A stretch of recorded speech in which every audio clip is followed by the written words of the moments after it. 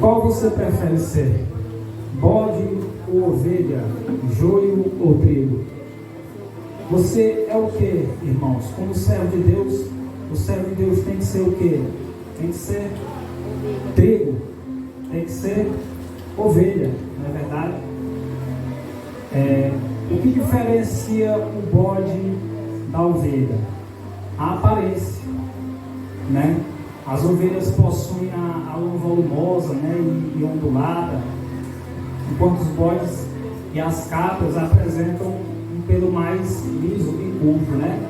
É a aparência. Se você pegar a aparência de um bode e de uma ovelha, é totalmente diferente, né? Por que a palavra do Senhor nos compara com ovelhas? Nós que somos servos de Deus, pela nossa aparência espiritual, pela nossa vestimenta, pelo nosso modo de agir, o nosso modo de falar, o nosso modo de se comportar, né? Porque a ovelha é um animal puro, né? É um animal que simboliza a pureza, né? Louvado seja o nome de Deus.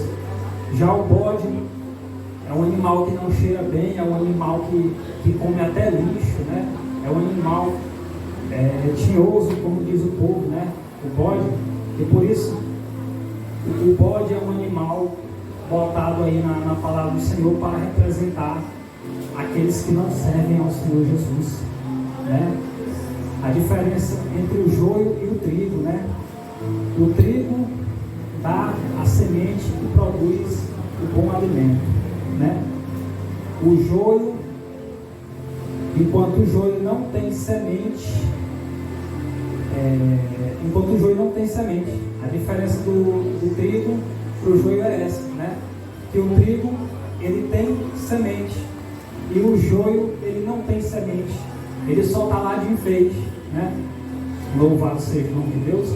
E por que a palavra do Senhor também nos compara com o trigo e com o joio? Por essa diferença, porque o trigo tem semente e o joio não tem.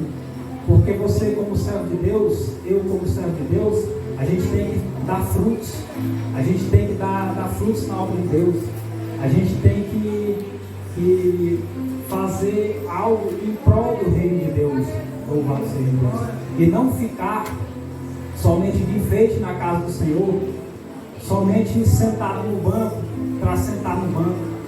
Porque eu vou falar uma coisa para os amados irmãos: você pensa que depois que você aceita o Senhor Jesus como único e suficiente Senhor e Salvador da tua vida, você pensa que só o fato de você vir para a igreja, sentar no banco e assistir o culto, você pensa que por esse simples fato você já está garantido no céu? Pois você está muito enganado, irmão. Você está muito enganado, porque você tem que vir para a casa do Senhor, sim, tem que congregar, sim, mas tem que ser crente verdadeiro, um crente que pratica a Bíblia, que ora, que busca a presença de Deus, que é obediente a Deus, que é fiel a Deus, louvado seja o nome de Deus. E não ficar de enfeite na igreja, né, como um joio que só serve de enfeite, que não tem serventia para nada, só está ali de enfeite no meio do trigo, né? Jesus ele usa a linguagem simbólica, né, comum daquele tempo para dizer que essas pessoas não entrarão no reino de Deus. Não entrarão no reino de Deus, né? As pessoas que estão apenas de enfeite na igreja, que estão com a vida em pecado e não se arrependem, pessoas que estão na casa do Senhor apenas para enfeitar a casa do Senhor e não para servir a Ele verdadeiramente.